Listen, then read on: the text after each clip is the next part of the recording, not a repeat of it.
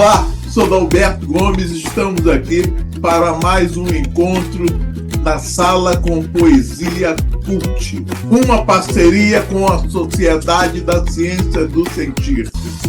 A nossa proposta é entrevistar um poeta e apresentar diariamente, no decorrer da semana, um dos seus poemas. Olá, eu sou a Marisa Queiroz. Queria pedir a você que se inscreva no canal, curta, compartilhe, deixe seus comentários e que também ative o sininho. Isso nos ajuda muito a prosseguir com esse projeto. E siga-nos no Instagram. Obrigada. Obrigado. Então, bem-vindo, Igor Fagundes, ao nosso programa na Sala com Poesia Cult. É um prazer muito grande estar aqui entrevistando você. Tá? Seja bem-vindo, Igor. Seja bem-vindo e vamos aí nas nossas perguntas nessa nossa tarde. Obrigado. Eu que agradeço muito pela oportunidade, tá? Prazer estar com Marisa, Dalberto. Muito obrigado. Obrigado a você. Então, gente, olha, o Igor Fagundes, ele é escritor carioca, nasceu em 1981. É um poeta, ele é poeta, ator, ensaísta, doutor em poética pela Universidade Federal do Rio de Janeiro e professor de seus cursos de graduação e pós-graduação em dança. Autor de 16 livros, entre poesia, crítica, ensaio e filosofia. O mais recente vai sair agora, né? Chama-se Santo, a ser lançado em 27 de setembro de 2024. E ele possui cerca de 60 premiações em concursos literários. É membro da APERJ e também do PEN Clube do Brasil. Prazer, Igor. Muito prazer. Prazer, Igor. Então, Igor, vamos iniciar nossa conversa aqui perguntando a você como é que começou essa sua jornada de poeta. O que inspirou você a fazer poesia? Bom, antes de escrever, né, porque a gente tem a linguagem verbal, mas a gente, antes de ser alfabetizado, a gente manifesta a nossa criatividade de várias maneiras. E antes de aprender a escrever, eu desenhava para contar histórias para minha mãe, para os meus amigos. E quando eu não sabia desenhar, eu manipulava bonecos, desvinculados de seus personagens originais e como se fossem atores de uma dramaturgia minha, porque no começo eu não buscava ser poeta, eu queria escrever novela, filme, cinema, etc. Mas aí fui alfabetizado e, ao mesmo tempo, né, no ensino básico, na chamada, no meu tempo, escola primária, não sei se ainda é assim que se chama, eu fui muito estimulado pela minha professora, né, e de uma maneira muito curiosa, ela fazia as provas e aí eu terminava as provas e no verso das provas eu comecei a escrever meus primeiros versos. No verso das provas eu respondia as questões e mandava sempre uns versinhos para a professora. Mas eu não levava muito a sério isso não, até que teve um momento que eu escrevia muito ficção, escrevia à mão, cadernos e cadernos, e depois eu passei pela máquina datilográfica, demorei bastante tempo a ter computador. Me inscrevi numa oficina literária, numa biblioteca pública municipal do meu bairro, ali Todos os Santos, Meia. E aí eu não sabia que a oficina ia tratar de poesia, pensei que fosse falar de criação literária de um modo geral. Quando eu descobri que era poesia, eu pensei em desistir, porque a minha experiência com poesia era escrever verso no verso das provas. E aí o professor da oficina, que é até uma pessoa que já foi para outra dimensão, né, me estimulou, falou assim, não, fica porque você leva jeito para isso. E aí a poesia foi ganhando corpo, e inclusive eu acho que essa relação corporal que eu estabeleci com a palavra é que fez toda a diferença. E aí, pronto, a poesia de alguma maneira se apossou de mim, me afastou um pouco da ficção, da prosa, embora eu tenha exercido ficção, vou falar em outras perguntas, em outros momentos. E aí não só passei a escrever poesia, mas a fazer crítica, a pensar poesia. E a poesia abriu todas as portas da minha vida, me levou às melhores pessoas. E aí tem a pergunta que você faz, o que me inspirou a escrever poesia, eu também quero dizer que são as pessoas. Porque a gente precisa encontrar pessoas no nosso caminho que diga sim, vem por aqui, vem, você pode, você, né, isso tem a ver com você. Então, a cada momento que aparecia alguém no meu caminho dizendo a poesia e você é, tem uma relação de parentesco, eu fui acreditando nisso. E aí foi acreditando nisso que hoje, né, em 2024, eu estou completando 30 anos desde que publiquei, né, um primeiro poema em livro. Então tem bastante tempo essa travessia, graças também a essas pessoas que dizem sim, não pare, não desista. Olha só, lindo, lindo, lindo. Olha, começou bem, começou Começou bem. muito cedo também, né? Começou cedo, bem. O Igor, nessa sua, esse início de caminhada, essa jornada pela parte literária, quais foram as suas principais influências, Igor? Quais foram as suas principais influências e quais os poetas, escritores que, que você mais admira, né? Que te levou a escrever, a iniciar essa sua jornada literária? Eu prefiro, em vez de usar a palavra influência, a palavra contaminação, porque de fato a gente se contamina é, é, de vozes, de pessoas, de obras, de maneira que a gente já não mais se reconhece sem a presença delas no nosso corpo, na nossa vida. Eu tive alguns impactos, né? O primeiro impacto que eu tive foi com o Ferreira Goulart. O modo como o Ferreira Goulart escreve, o dinamismo da palavra, o ritmo, a respiração dos poemas, enfim, aquilo me chamou muita atenção. Falei, inclusive, na oficina de criação literária que eu citei, né, havia também Ferreira Goulart ali como um provocador. Então, eu acho que o Ferreira Goulart foi assim um poeta que disse: Olha, você gosta disso, hein? Presta atenção nisso. Bom, depois teve um momento que eu já tinha dito sim para a poesia e me deparei com João Cabral de Melo Neto. E João Cabral de Melo Neto passou a ser uma espécie de um professor. Professor por quê? Porque João Cabral de Melo Neto ele preza por uma poesia substantiva, uma poesia sem adjetivos, né? Educada pela pedra, uma poesia concentrada, sem excesso, sem gordura, uma poesia cerebral, mas no melhor sentido do cerebral, porque eu vejo também emoção no João Cabral. O grande perigo de ser um aluno, né, de ter um professor, é a gente começar a imitar o professor e querer ser igual ao professor. Então, sempre tem um momento de você ser o aluno, de você aprender, né, com o mestre, e depois você ganhar sua autonomia, você, né, desenvolver as suas asinhas e você não fazia a mesma coisa. Então, tem um momento da minha carreira que eu era bastante cabralino. Depois a gente vai filtrando aquilo que a gente leva adiante como uma lição importante, mas a gente vai construindo uma voz própria. Então, eu citaria também o Ferreira Goulart. E um terceiro momento não é exatamente um poeta, porque ele lançou um livro de poema que não fez muito sucesso, que foi o Magma, que é o Guimarães Rosa.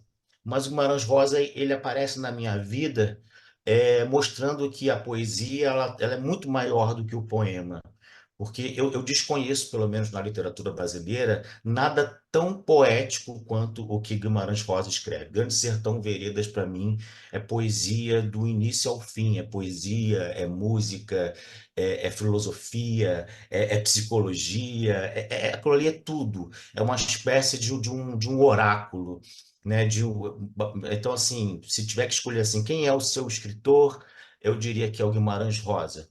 E, bom, eu citei esses três nomes, e é importante também dizer que quando a gente está na escola, quando a gente está estudando, e vocês sabem que eu comecei bastante cedo, a gente tem a ideia de que todos os grandes poetas fazem parte do passado, todos eles morreram, e parece que né, a poesia acabou.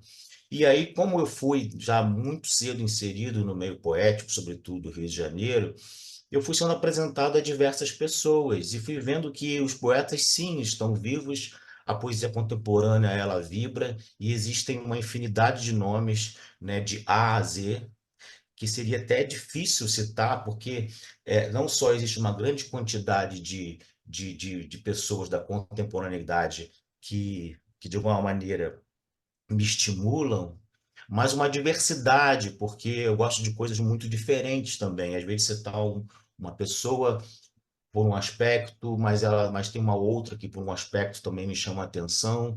Então, muito das pessoas que convivem conosco no meio poético eu poderia citar, mas eu vou me valer de um nome, porque é alguém que, de alguma maneira, nos ensina que a gente pode percorrer uma terceira via entre a tradição e a traição, ou seja, não esquecer da herança do nosso passado, né, da nossa história, achar que as coisas não estão ultrapassadas, que as formas fixas não estão ultrapassadas, mas poder ressignificar, reciclar tudo isso com uma linguagem contemporânea, coloquial, com um outro viço, com humor, com leveza. Então, se eu tiver que dizer qual é o meu poeta assim, contemporâneo vivo, eu citaria o Paulo Henriques Brito.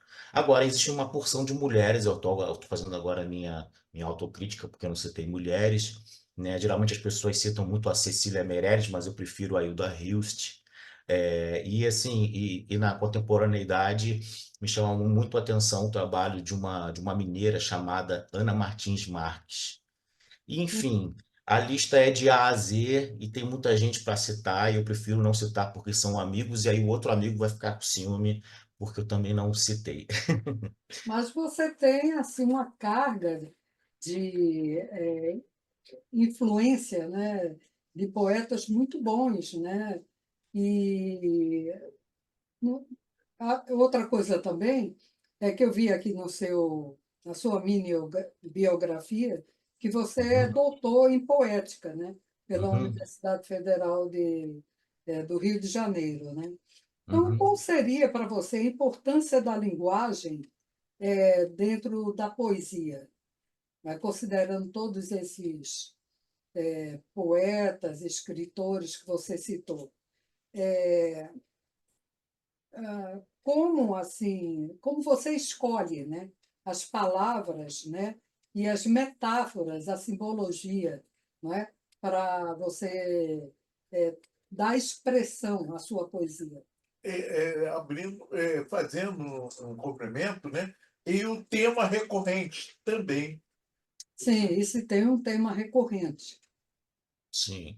Bom, a relação de linguagem com a poesia, eu acho que a poesia se dá quando a linguagem é mais linguagem, quando a linguagem vai ao encontro da sua essência enquanto linguagem, quando a palavra é mais palavra, né? Quando a palavra está ali é, rasgando todo o seu potencial de dizer e de não dizer também.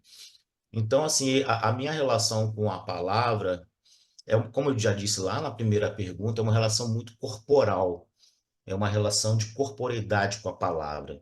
Então é como se tivesse, eu escolho quase numa dimensão, num primeiro momento, sensorial, de uma textura, de um sabor porque também eu tenho uma preocupação de escrever como se eu estivesse dizendo, como se eu estivesse entregando a minha voz, né? A sonoridade. Então, a minha escolha passa por uma espécie de textura, de degustação, de cheiro que a palavra me passa, né? A sonoridade.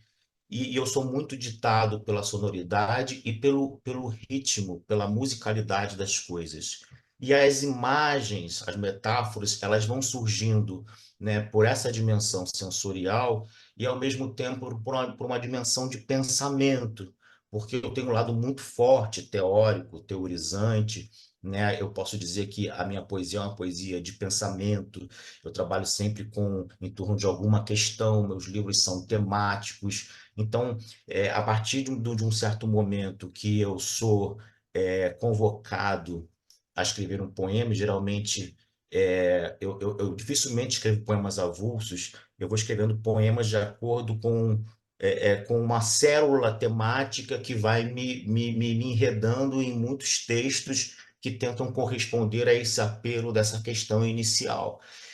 E aí, É, nesse sentido, esse campo de questão, ele vai gerando um campo vocabular. É quase como se eu fosse criando na minha mente um glossário. E esse glossário vai se harmonizando de acordo com a dimensão sensorial que eu falei. E aí, falando sobre temas recorrentes, né, eu acho que todos nós que pensamos, que escrevemos, que questionamos, né, todos os escritores passam pelas grandes questões da humanidade, né, o que é a vida, a existência, o mundo, o tempo, a morte, o amor, o afeto, a finitude, enfim, todas essas questões fazem parte, acho, do trabalho de qualquer pessoa.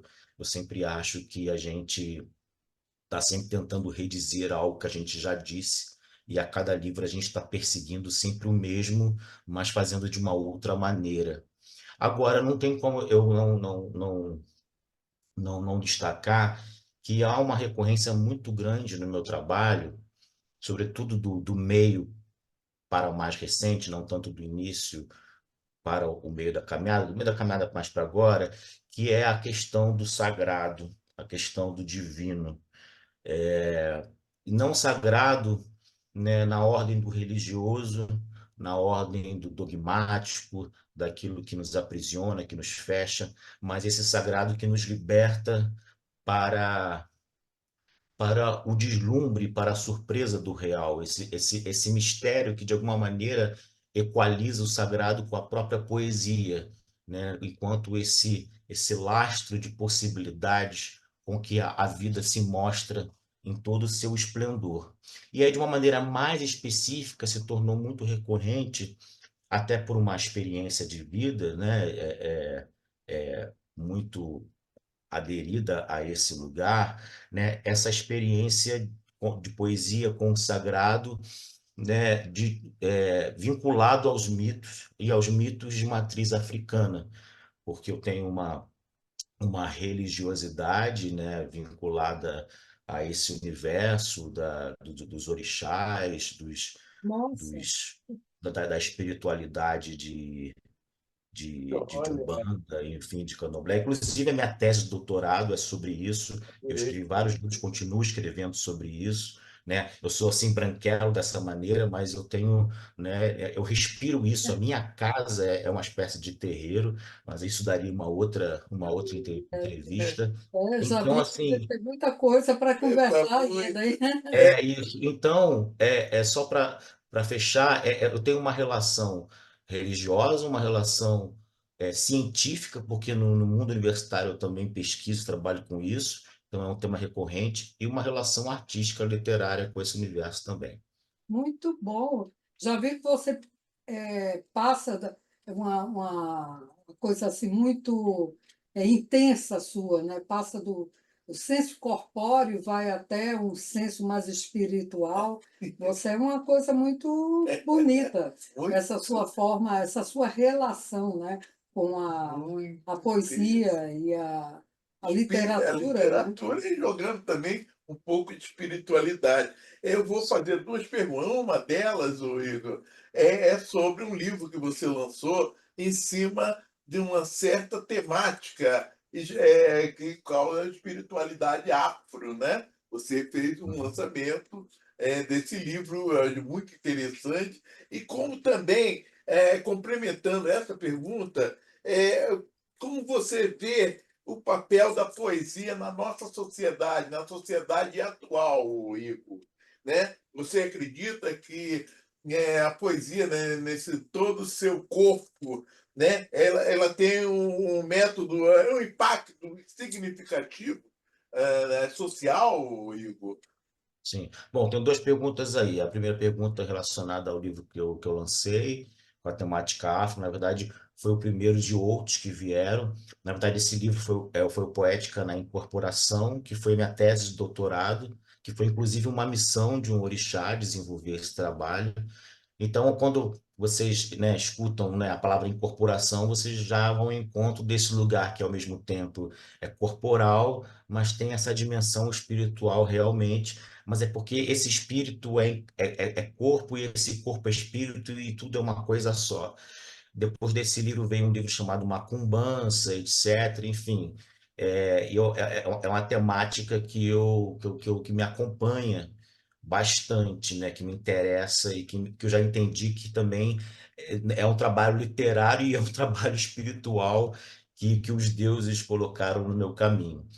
E aí você me perguntou no segundo momento sobre qual foi a segunda pergunta que me perdeu agora, que eu me perdi Sobre o agora. papel da Ah, poesia. o papel, sim. Bom, todas as vezes que eu tentei estabelecer um papel, uma função para aquilo que eu estou escrevendo, né, eu acabo me frustrando, porque a gente cria uma expectativa de fazer alguma coisa para o outro, né, achando que vai transformar, ou que vai fazer sucesso, ou que aquilo vai ser um, vai ser algo que realmente vai ter um impacto.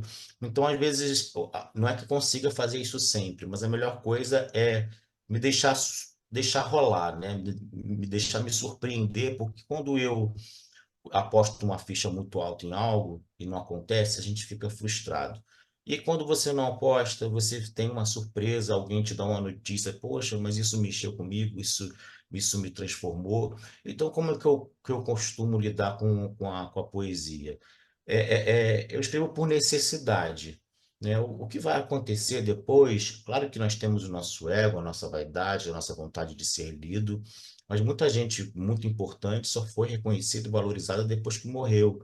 Então, assim, já aproveitando o vocabulário aí da macumba, então, assim, eu entrego a encruzilhada o que eu faço. Agora, eu faço o meu despacho, eu faço a minha oferenda. E aí, o resultado disso, eu acho que é um resultado muito do imponderável.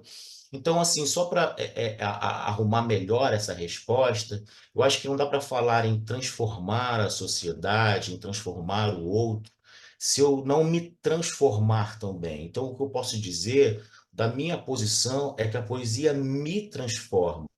Então, se eu sou transformado pela poesia, ser transformado é abrir os horizontes da minha vida, pensar melhor, pensar que a vida pode ser sempre mais vida, ter mais potência, mais possibilidade, mais caminho, mais sentido. Então, se eu me transformo, e aí eu faço parte desse mundo, então eu já estou interferindo nesse mundo, porque a poesia me transformou. Então, se a poesia me transformou, a poesia está transformando o mundo porque eu participo dele.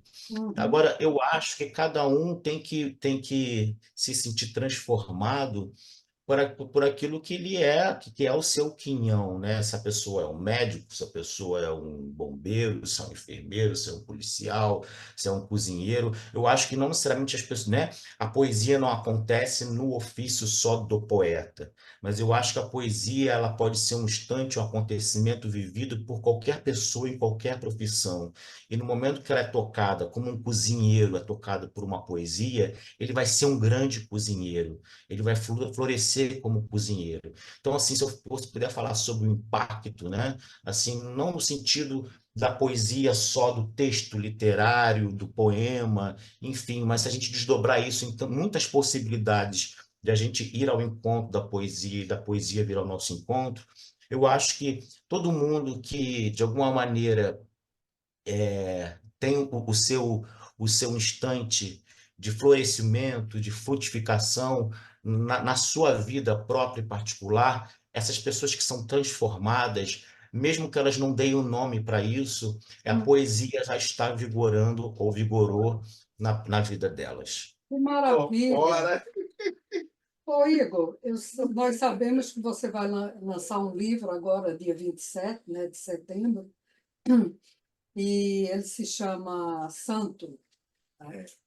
Queria que você falasse um pouquinho sobre ele, tá? E também falar sobre seus planos para o futuro como poeta, escritor. Pode ser? Sim. Vou começar pela segunda pergunta, porque eu chego no santo através dela, né? Bom, meu primeiro plano futuro é continuar escrevendo, porque eu sempre acho que eu vou parar de escrever. Eu sempre acho que é o último livro, alguma coisa assim, porque como eu já escrevi tanta coisa, tem uma hora que a gente também, não que eu, não- eu me sinto jovem, mas assim, a gente vai de alguma maneira, achando que já disse o que tinha para ser dito, e aí a gente começa a achar que está se repetindo e que não tem mais nada para dizer, e enfim, enfim. Aí eu sempre acho que, vou desistir disso, mas aí de repente vem a poesia e diz, não, eu não desisti de você.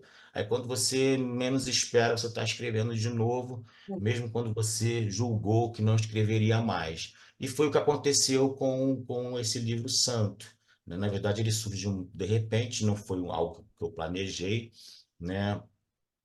Esse livro é um livro bastante diferente dos meus outros livros. Primeiro porque é a primeira vez que eu faço um livro de poesia e fotografia. Então ele é de ponta a ponta, um livro todo colorido, é um livro muito pictórico, as fotos são coloridas e as fotos são de um artista, né? São de um modelo, de um performance, de um bailarino chamado Will Santorini, que é uma pessoa que eu conheço, que eu acompanho, que é um corpo negro e que, enfim, tem diversas relações da vida dele, pessoal e profissional comigo, uma pessoa que veio de baixo, veio da periferia, da região do Complexo do Alemão, e através da arte, da dança, dessa potência poética do corpo, ele foi para a Europa, foi para a Alemanha, então eu transformo ele numa espécie de um personagem, então é como se o livro, né, embora não fosse um livro de ficção, é um livro dessa pessoa que é santo, mas não no sentido do santo católico, tal, mas o santo como aquele espírito capaz de operar milagres sobre si mesmo, no sentido da superação social, da superação racial, da superação no sentido também de como a arte, né, ela pode também nos transformar e transformar pessoas. Então, é como se ele arrebanhasse muita gente em torno dele, e isso de fato acontece na vida dele. Não é uma pessoa rica, não é uma pessoa famosa, mas e aí o livro vai o tempo inteiro falando dessas relações que ele vai estabelecendo com essas pessoas que se sentem tocadas e transformadas. De alguma maneira, isso tem a ver com a pergunta do impacto da poesia sobre a sociedade, mas a poesia dele se dá através da dança, né? Então, essa dança desse corpo negro vai estabelecendo relações afetivas muito transformadoras, a ponto de ter uma pessoa, né, que fazia aula de dança com ele, falou assim: olha, você me curou de um câncer, né, quando eu comecei a dançar com você. E aí isso vai gerando um livro que, no final das contas, é um livro sobre o amor em Amor, todas as suas faces, um livro, né, um amor que a arte produz, né, e a arte também produzida por um amor, né, entre as pessoas. Mas assim, as fotografias são lindas, são fotografias de fotógrafos alemães, poloneses, Você brasileiros. mandou uma minuta, eu achei maravilhoso. Sim, tá muito bonito. E ele vai sentar comigo lá nos autógrafos, porque eu sou o poeta, mas ele é o santo, né? O santo tem que estar Ah, presente. vai baixar o santo, né? tá, Sim. Igor, Tem esse sentido também, porque ele também tem uma relação espiritual com tudo isso que Ah, eu, puxa, que eu, que eu que eu falei da outra vez. Nós também somos cúmplices nesse trabalho para os deuses, cada um do seu jeito. Eu com a dança da palavra e ele com a dança do o corpo. corpo. Maravilhoso. Igor, eu estou achando sensacional essa entrevista. Muda um pouco do. Você está falando de espiritualidade, movimento do corpo, a dança, e todo o envolvimento, né? E Só religiosidade arte, né? também, a arte Arte e em tudo. E espiritualidade. você está mostrando, né, que tudo tem ali, a poesia está inserida e que se mostra através do corpo, a expressão. É isso, estamos aqui adorando, no meu caso, mais ainda, de te Saber, né? conhecer e saber, né? Você como professor de dança também, né? E saber mostrar dessa maneira poética, uma linguagem poética muito interessante mesmo. Mas, o Igor, Agora a pergunta é a seguinte: que conselho, meu querido, você daria aos iniciantes, aos neófitos aí que estão na luta, na caminhada da conquista de um espaço na poesia, na arte literária? Que conselho você daria, meu querido, a esses Bom, neófitos aí, né?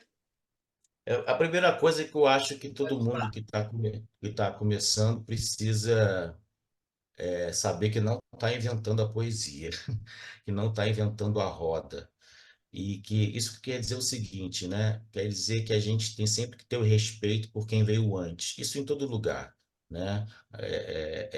A gente conhecer os nossos ancestrais, porque o caminho por onde a gente passa já passaram outras pessoas. E às vezes a vaidade, o ego, a arrogância, ou a ingenuidade também acha que a gente está sendo, né, trazendo um ouro que, na verdade, não é nosso, é um ouro que a gente herdou de muitas outras pessoas. Então, para isso, a gente tem que ler bastante para poder aprender com os que vieram antes, não achar que a gente está inventando a poesia. E aí, nesse sentido, também desconfiar das modas, dos modismos, porque, como tudo na vida, né, shopping center, também existem os shopping center do mundo artístico, né, a moda do contemporâneo, e aí a gente às vezes naufraga na moda, porque a moda sempre surge para ser ultrapassada por outra moda, né, e aí o que fica não é o que está na moda. Então, É, desconfiar da moda. E por último, eu diria que né, qualquer pessoa que quer escrever, que quer ser um artista, quer ser um criador, um escritor, um poeta, tem que ter um inimigo mortal, o clichê. O clichê e o lugar comum. Esse tem que ser o inimigo. Por isso tem que desconfiar do que a gente está dizendo, porque a gente está sempre caindo na armadilha do clichê e do lugar comum. Então, eu diria isso. Ou como também me lembrando de um poeta alemão, o Rilke, que tem um livro chamado Cartas a um Jovem Poeta, que ele diz que assim, vai fazer qualquer outra coisa, né? Se você for fazer outra coisa e olhar para o lado, tá ali a sombra da poesia, é porque, na verdade, não é uma questão de desejo, é uma questão de necessidade. Então, eu acho que tem que surgir de necessidade. Necessidade, solidão. Solidão não no sentido de isolamento, mas no sentido de que ser só é só ser. Você precisa ser isso.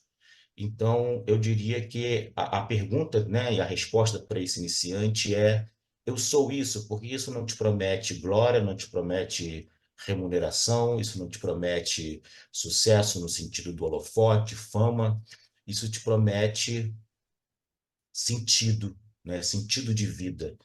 E eu acho que é preciso perguntar, né? É aquela pergunta dos gregos: vem a ser o que tu és, vem ser o que tu és. Então a pergunta tem que ser sempre essa: eu sou isso, né? É basicamente o que eu teria para dizer. pô, maravilhoso, né? Eu gostei quando você falou, né? Tem que ter cuidado com certos inimigos. O próprio ego, é um dos inimigos, né? Você não pode deixá-lo crescer muito, inchar muito, porque isso aí termina derrubando a pessoa, né? Igor, ó, tá maravilhoso conversar com você, mas como eu te falei, essa entrevista, ela não é tão longa assim. Então, Sim, estamos no final dela e eu gostaria que vocês, nós gostaríamos, né, Dalberto, que você encerrasse falando um poema seu, para encerrarmos com a cereja do bolo. Que tal? sim, Oi. vou dizer um poema chamado Salvar-se. É de um livro, a gente falou aqui de dança, chamado Pensamento Dança, que eu publiquei em 2018. Salvar-se. Salvar-se não do perigo, salvar-se no perigo, de abrir-se ao seio da chuva de adagas sobre as vidraças do sorriso. Salvar-se como o acrobata se salva ao salivar o doce do risco de ser pego pelo açoite da farsa do equilíbrio. Salvar-se como a espora se devora da espera pela hora do coice do cavalo fiel e subitamente arredio. Salvar-se como no circo salta alguém sobre o vazio de qualquer cama elástica, trapézio na promessa duvidosa de uma asa. Salvar-se, como quem no espinho da rosa se serena, como quem goza e se descasca e se desvenda e venda na cuidadosa faca de um poema. Maravilhoso. O Igor, sensacional. Maravilha, como diz nosso querido e saudoso Cairo Trindade. Maravilha. Maravilhoso. Tentei não me alongar muito, acho que eu fui disciplinado, hein? Foi muito, uma pena, porque a gente não tem muito tempo. Mas, Igor, te agradecemos muito. E falando para o público, né, que ele vai estar conosco durante uma semana inteira, cada dia um poema novo, e aguardem. Ele é muito especial, realmente. Igor, você descobrimos, nesse pouco tempo aqui, descobrimos muito mais de você. Já tínhamos uma certa admiração e agora aumentou. Então, Sim, olha, eu muito agradeço obrigado. muito, muito mesmo, de coração. Igor, muito obrigado, meu querido, pela sua participação no nosso Na Sala com Poesia Cult.